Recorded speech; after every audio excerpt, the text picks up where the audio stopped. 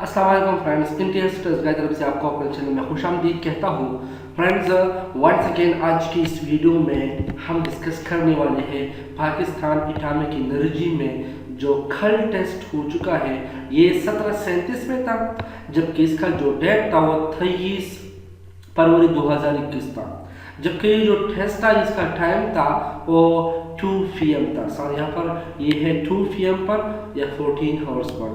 तो let's MCQs को start करते हैं। तो यहाँ पर इसके जो जितने भी एमसीक्यूज है ये इसका एक्चुअल पेपर है, ये एक्चुअल टेस्ट है। जबकि इसी टेस्ट में आप देख सकते हो कि इसमें 40 क्वेश्चन थे, जिसके लिए अलाउड मिनट जो था वो था 50 मिनट 60 मिनट, जबकि इसके जो मार्क्स थे वो 100 थे। जबकि इसी टेस्ट में ये बताया गया था कि इसके हर क्वेश्चन के मार्क्स 5 है, जबकि नेगेटिव मार्क जो है ये ओनली 1 होगा। तो इसके जो इंस्ट्रक्शन है ये इंस्ट्रक्शन भी दी गई है। अब ये जो पेपर है काफ़ी डिम है, लेकिन मैं इसको इस तरह इसको रीड करूँगा और आप इसको अगर आप लिखते हो तो लेट्स को लिख दो, लेकिन मैं यहाँ पर उसको रीड करूँगा वेरी केयरफुली इंशाल्लाह एंड करेक्टली। तो यहाँ पर जो क्वेश्चन फर्स्ट है, at what angle should the two forces 2p and square root 2p। यहाँ पर 2 फोर्सेस गिवन है, एक है 2p जबकि जो दूसरा है वो है square root 2p, that the resultant is 10 under the root. जबकि इसका जो रिजल्टेंट है वो है 10 अंडर द रूट। तो इसके दरमियान एंगल क्या होगा? अगर दो वेक्टर्स गिवन है जो फोर्स के वेक्टर है, एक 2p है एक स्क्वायर रूट 2p है, जबकि इसका जो रिजल्टेंट है वो भी गिवन है, तो इनके दरमियान इन 2 वेक्टर्स के दरमियान एंगल क्या होगा? लेट मैं आपको दिखाता हूँ कि आप किस तरह इसके एंगल को कैलकुलेट कर सकते हो। तो ये है वो question, let theta be the angle between 2 forces. यहाँ पर एंगल जो है इन दोनों फोर्स के दरमियान लेट थीटा है। तो अब ये वेरी सिंपल है कि इसका जो रिजल्टेंट का स्क्वायर जो होगा इन कंपोनेंट के स्क्वायर की equal plus 2 time of first and second. ये आपने जो इसको एक्सपेंड करना है। अब यहाँ पर जो है फी स्क्वायर, ये पी स्क्वायर सारे से कॉमन ले लो और इसको खत्म कर दो दोनों साइड से। अब 10 स्क्वायर अंडर रूट जो है ये 10 के बराबर है, यहाँ पर 4, यहाँ पर ये 2 प्लस ये 2 मल्टीप्लाई बाय 2 4 बनेगा स्क्वायर रूट 2 cos थीटा। अब आपने ये जो कांस्टेंट नंबर है और ये जो कांस्टेंट नंबर इसको x साइड लेना है, जबकि इसका रिजल्ट जो है वो 4 है। अब cos theta equal to 1 divided by square root 2, तो आपका इसका एंगल होगा 45। तो जो करेक्ट ऑप्शन है इसी पेपर में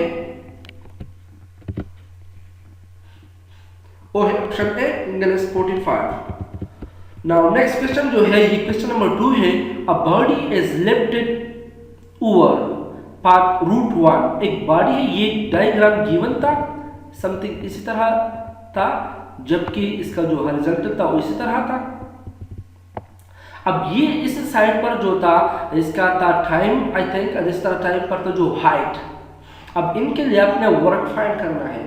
इनके लिए 2 पार्ट गिवन था, एक पार्ट ये था, इसको मैं डॉटेड के साथ रिप्रेजेंट करता हूँ इसलिए कि ये जो मेरे साथ जो मार्कर है वो आपके साथ इस तरह ग्राफ नहीं ड्रा कर सकता जिस तरह आप ये इस पेपर में है।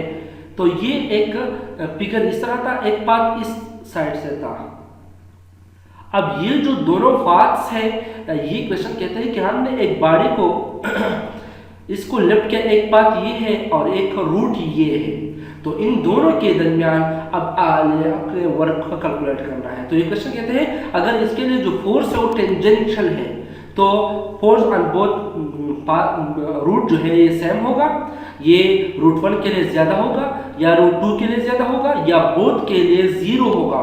तो ये दिस इज ऑप्शन डी, ये 0 होगा दोनों पाथ के लिए, क्योंकि यहाँ पर जो फोर्स है वो टेंजेंशियल फोर्स है। ऑप्शन डी इसमें करेक्ट है।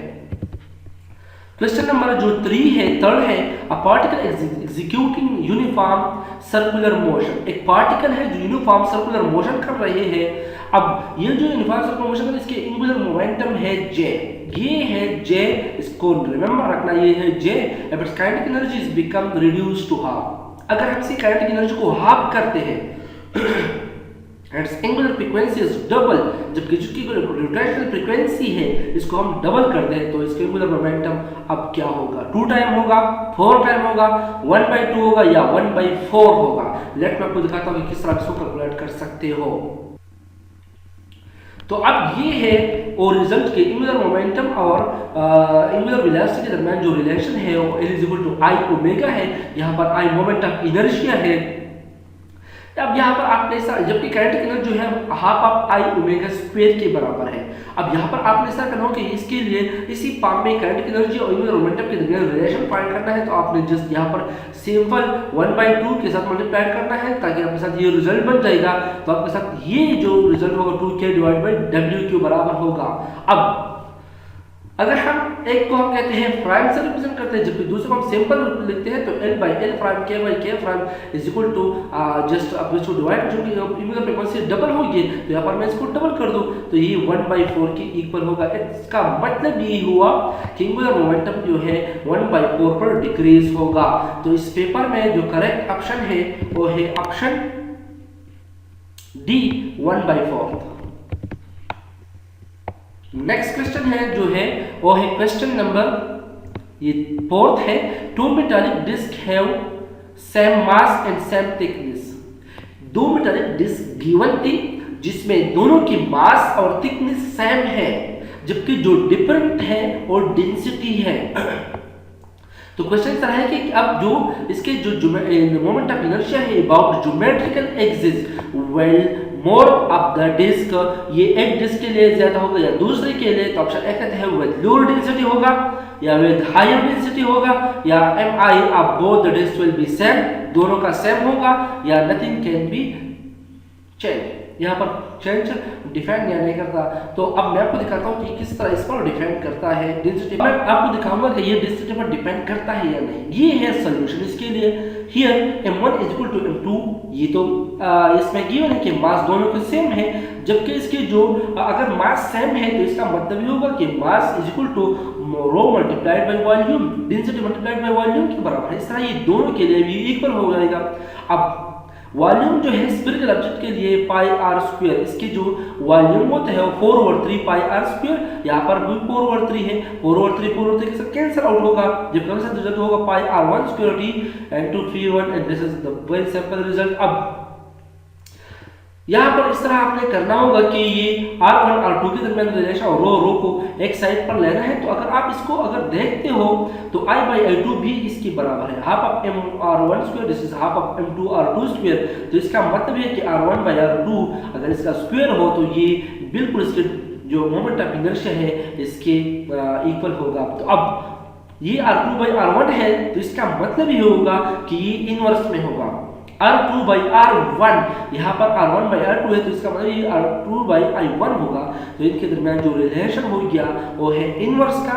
तो इसका मतलब ये हुआ कि मोमेंट ऑफ इनर्शिया और डेंसिटी में रिलेशन ये है कि दोनों एक दूसरे के इनवर्स है। अगर एक इंक्रीज होता है तो दूसरा भी क्या होगा, दूसरा इसके साथ डिक्रीज होगा। तो यहाँ पर करेक्ट ऑप्शन अब क्या हो गया,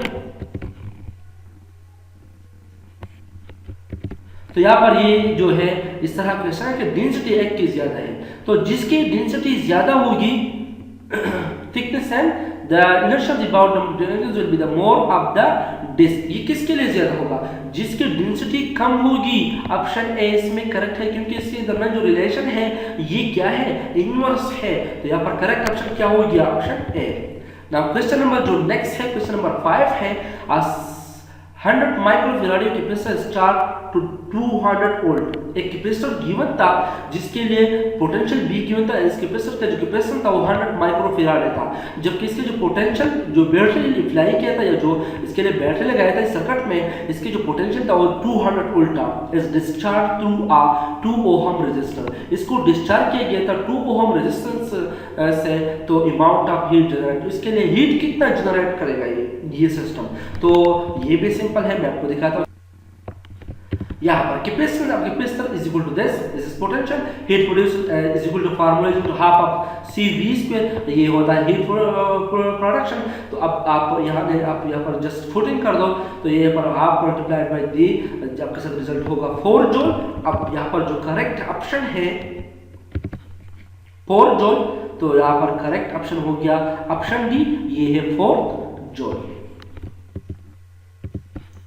Now next question है question number 7। The physical quantity conserved in simple harmonic motion। Simple harmonic motion में कौन सी फिजिकल क्वांटिटी जो कंजर्व होती है? टाइम पीरियड होता है, टोटल एनर्जी होता है, पोटेंशियल एनर्जी, काइनेटिक एनर्जी। यहाँ पर करेक्ट ऑप्शन है ऑप्शन बी, टोटल एनर्जी। इसमें क्या होता है? कंजर्व होते हैं। अब इसी वीडियो में मैंने तकरीबन 7 क्वेश्चन को कवर किया। अब इसी की बाद इंशाल्लाह मैं कोशिश करूंगा कि लास्ट जो अदर जो क्वेश्चन है इसको भी कंप्लीट करके आपको प्रेजेंट करूंगा। इसमें बस जो पार्ट है वो बिल्कुल डीप उसको नहीं देख सकते, तो लिहाजा वो मैं वर्ड में लिख कर आपके लिए सॉल्व करूंगा। Thank you for watching my video. अगर आपने हमारे चैनल को सब्सक्राइब नहीं किया तो चैनल को सब्सक्राइब करें और लाइक भी जरूर करें। Thank you.